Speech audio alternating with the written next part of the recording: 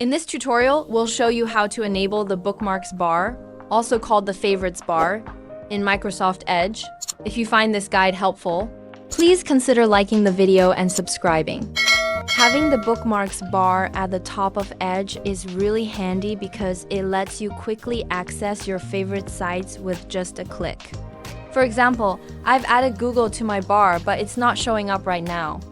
To enable it, click the three dots in the top right corner of Edge and select Settings from the menu. Next, go to the left side of the Settings page and click on Appearance. Scroll down until you reach the Customize Toolbar section. Here, you'll find the option Show Favorites bar, also known as the Bookmarks bar.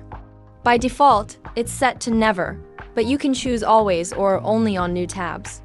Once you make your selection, the Bookmarks bar will appear at the top, just like that.